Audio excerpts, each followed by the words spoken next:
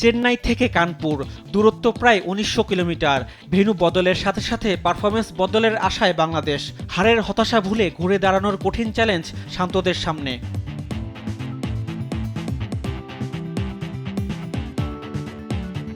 কানপুরে পৌঁছাবার পরের দিনই অনুশীলনে টাইগাররা।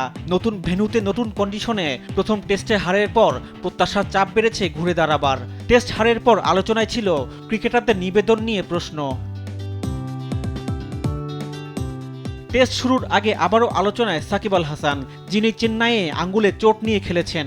বুধবার দলের সঙ্গে অনুশীলন করেছেন এই অলরাউন্ডার। টাইগারদের হেড কোচ চন্ডিকা হাথুরুসিংহে জানিয়েছেন, কানপুর টেস্টে সাকিবের খেলা নিয়ে শঙ্কা নেই।